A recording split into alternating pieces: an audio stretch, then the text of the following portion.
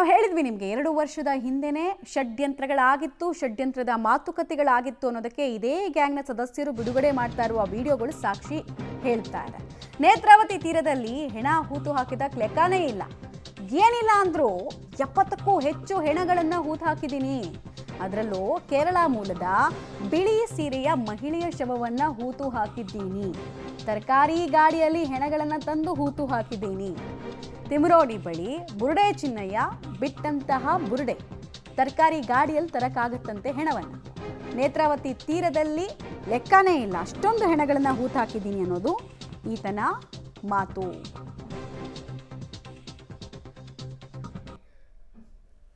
ಗೋಮಟ ಬೆಟ್ಟದಿಂದ ಗೋಮಟ ಬೆಟ್ಟ ಟರ್ನಲ್ಲಿ ಕೆಳಗೆ ಒಂದು ಬರ್ತದೆ. ಈ ಕಡೆ ಪಾಂಬಳ ಕೆಳಗೆ ಒಂದು ಮಣ್ಣದಾರಿ, ಈ ಕಡೆ ಪಾಂಬಳದಿಂದ ಮೇಲೆ ಅದೇ ದಾರಿ ಇಲ್ಲಿ ಹತ್ತಿರಕ್ಕೆ ಹೋಗ್ತದೆ. ಈ ಸೆಂಟ್ರಲ್ ಪ್ಲೇಸ್ ಅಲ್ಲಿ ಒಂದು ಯಾರ್ ರೋಡ್ ಇದೆ, ಹೋಗ್ತಾ ಒಂದಿದೆ. ಆಚೆಯಿಂದ ಬರುವಾಗ ಫಸ್ಟ್ ಯಾರ್ ರೋಡ್ ಹತ್ರ ಕೆಳಗಡೆಗೆ ಪ್ಲೇಸ್ ಇದೆ. ಆ ಪ್ಲೇಸಿನಲ್ಲಿ ಏನಿಲ್ಲದೆ ನಾನು ಊತಾಕಿದೆ 70 ಹೆಣ, 70, 74, 75 ಹೆಣದಷ್ಟು ಊತಾಕಿದೆ. ಅದು ಸ್ಮಶಾನ ಅಲ್ಲ, ಅದು ಸ್ಮಶಾನ ಅಲ್ಲ. ಅದನ್ನ ನಾನು ಅಲ್ಲಿ ಅದು ತಳ್ಳಿ ಗಾಡಿ ಇದೆ, ತರಕಾರಿ ತಳ್ಕೊಂಡು ಹೋಗುದು. ಬಸ್ ಸ್ಟ್ಯಾಂಡಿನಿಂದ ತರಕಾರಿ ತಳ್ಕೊಂಡು ಹೋಗೋ ಗಾಡಿ, ಆ ಗಾಡಿಯಲ್ಲೆಲ್ಲ ಹೆಣವನ್ನ ಹಾಕಿ ತಳ್ಕೊಂಡು ಬಂದು ಅಲ್ಲಿ ಗುಡಿ ತೆಗೆದು ಊತಾಕೋದು. ಈಗ ಒಂದು ರೈಲು, ಈಗ ಒಂದು ರೈಲು, ಈ ಕಡೆಯಿಂದ ಒಂದು 7-8, ಆ ಕಡೆಯಿಂದ 7-8. ಇಲ್ಲಿ ನನಗೆ ಗೊತ್ತಾಗ್ತದೆ ಅದು ಯಾವುದು ಒಣಗಿದೆ ಅಂತ. ಅದನ್ನು ತೆಗೆದು ಅಲ್ಲಿಗೆ ಊತಾಕೋದು. ಎಲುಬೆಲ್ಲ ಮೇಲೆ ಬರ್ತದೆ, ಅದನ್ನ ಹಾಕೋದು. ಮತ್ತೆ ಅದು ಹಾಕೊಂಡ್ರೆ ನಾಡ್ದು ನೂರು ಬರ್ತದೆ, ಈ ಕಡೆ ಊತಾಕೋದು. ಅಲ್ಲಿ ಅಷ್ಟು ಜನ ಉದ್ದಾಗಿದ್ರು. ಇಲ್ಲಿ ನೇತ್ರಾವತಿ ಹತ್ರ ಲೆಕ್ಕವೇ ಇಲ್ಲ. ಅಲ್ಲಿ ಎಲ್ಮಿಟ್ರಿ ಶಾಲೆ ಇದೆ, ಶಾಲೆಯ ಹಿಂಬದಿಯಲ್ಲಿ. ಈ ಹೈಸ್ಕೂಲ್ ಇಲ್ಲ, ಆ ಕಡೆ ಶಾಲೆ ಇದೆ ನೋಡಿ. ಆ ಶಾಲೆ ಹಿಂಬದಿಯಲ್ಲಿ ಅವ್ರದ್ದು ಮನೆ. ಆ ಊರಿಗೆ ಹೋಗೋದು STM ಕಾಲೇಜಲ್ಲಿ. ಇಲ್ಲಿ ಓದ್ತಾ ಇದ್ರು. ಎಂತ ಏನಾಗಿ ಗೊತ್ತಿಲ್ಲ. ನಾನು ಇಲ್ಲಿ ಒಂದು ನೇತ್ರಾವತಿಯಲ್ಲಿ ಒಂದು ಹೆಣ ತೆಗೆದೆ. ಆ ದಿವಸನೇ ನನ್ನನ್ನು ಅಲ್ಲಿಗೆ ಕರ್ಕೊಂಡು ಹೋಗಿದ್ದಾರೆ ಹೆಣ ತೆಗಿಬೇಕು ಅಂತ ಪೊಲೀಸ್ನವರು. ಅಲ್ಲಿ ಹೋಗುವಾಗ ಲಾಸ್ಟ್ಗೆ ಹೆಣ ತೆಗಿತಾ ಇತ್ತು. ಒಬ್ರು ಹೇಳೋದಿಲ್ಲ, ಹೇಳಿದ್ರೆ ಡೀಟೇಲ್ಸ್ ಕೊಡ್ತಾರೆ ಸುಖಪಾಲ್. ನೇರ ಸಂಪರ್ಕದಲ್ಲಿ ಜಾಯ್ನ್ ಆಗ್ತಾ ಇದ್ದಾರೆ. ಸುಖಪಾಲ್, ಚಿನ್ನಯ್ಯನನ್ನ ಇವರೆಲ್ಲ ಸೇರ್ಕೊಂಡು ಎಕ್ಸ್ಪೋಸ್ ಮಾಡ್ತಾ ಇದ್ದಾರಾ ಅಥವಾ ಇವರುಗಳೇ ಎಕ್ಸ್ಪೋಸ್ ಆಗ್ತಾ ಇದ್ದಾರಾ ಈ ಥರ ವಿಡಿಯೋಗಳನ್ನು ಬಿಡೋದ್ರ ಮೂಲಕ ಅನ್ನೋದು ನಂಗೆ ಅರ್ಥ ಆಗ್ತಿಲ್ಲ. ಯಾಕಂದರೆ ಮೊದಲು ಇವ್ರುಗಳೇ ಹೇಳಿದ್ದು ಚಿನ್ನಯ್ಯನಿಗೂ ನಮಗೂ ಸಂಬಂಧ ಇಲ್ಲ ಅಂತ.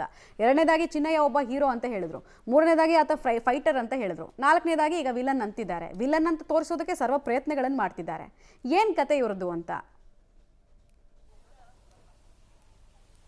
ಹೌದು ಮಮತಾ, ಆರಂಭದಲ್ಲಿ ನಮಗೂ ಈ ಚಿನ್ನಯ್ಯನಿಗೂ ಯಾವುದೇ ರೀತಿಯಾದಂಥ ಸಂಬಂಧ ಇಲ್ಲ ಅನ್ನುವಂಥದ್ದನ್ನು ಹೇಳ್ಕೊಳ್ತಾ ಬರ್ತಾ ಇದ್ರು ಇಡೀ ಬುರುಡೆ ಗ್ಯಾಂಗ್ನವರು. ಯಾವಾಗ ಆತ ಆರೋಪಿ ಅನ್ನುವಂಥದ್ದು ಗೊತ್ತಾಗುತ್ತೆ ಆ ಸಂದರ್ಭದಲ್ಲಿ ನಮಗೆ ಆತನಿಗೆ ಯಾವುದೇ ಸಂಬಂಧ ಇಲ್ಲ ಅನ್ನುವಂಥದ್ದನ್ನು ಹೇಳಿದ್ದಾರೆ. ಆದರೆ ಈಗ ಈ ವಿಡಿಯೋವನ್ನು ಬಿಡುವುದರ ಮೂಲಕ ಅವರೇ ಮತ್ತೆ ಎಕ್ಸ್ಪೋಸ್ ಆಗುವಂಥದ್ದು ಕಾಣ್ತಾ ಇದೆ. ಅಂದರೆ ಆ 2 ವರ್ಷದ ಹಿಂದೆ ಆಗಿರುವಂಥ ಈ ಒಂದು ವಿಡಿಯೋ ಚಿತ್ರೀಕರಣದಲ್ಲಿ ಆ ಸಂದರ್ಭದಲ್ಲಿ ಆತ ಏನೆಲ್ಲ ಹೇಳಿದ್ದಾನೆ ಅದಕ್ಕೆ ಬೇಕಾದ ರೀತಿಯಲ್ಲಿ ಮಾತಾಡುವ ಕೆಲಸವನ್ನ ಮಹೇಶ್ ಶೆಟ್ಟಿ ತಿಮರೋಡಿ ಮಾಡಿರುವಂಥದ್ದು. ಹಾಗಾಗಿ ಮಹೇಶ್ ಶೆಟ್ಟಿ ತಿಮರೋಡಿ ಆರಂಭದ ದಿನಗಳಿಂದಲೂ ಈ ಒಂದು ಪ್ರಕರಣದಲ್ಲಿ ನೇರವಾಗಿ ಭಾಗಿಯಾಗಿರುವಂಥದ್ದು ಗೊತ್ತಾಗುತ್ತೆ.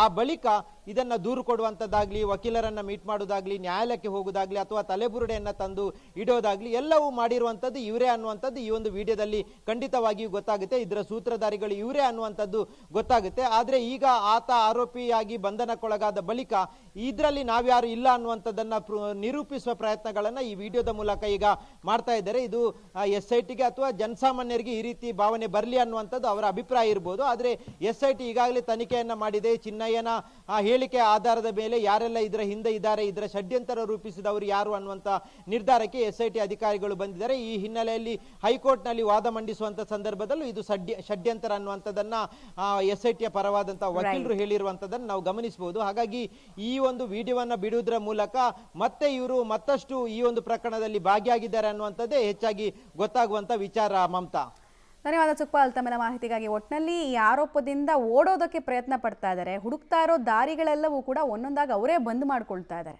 ದಾರಿಯನ್ನು ಅವರೇ ಕ್ಲೋಸ್ ಮಾಡಿ ವಿಡಿಯೋಗಳನ್ನು ರಿಲೀಸ್ ಮಾಡೋದ್ರ ಮೂಲಕ ಆಚೆ ಹೋಗೋದಕ್ಕೆ ಪ್ರಯತ್ನ ಪಡ್ತಿದ್ದಾರೆ.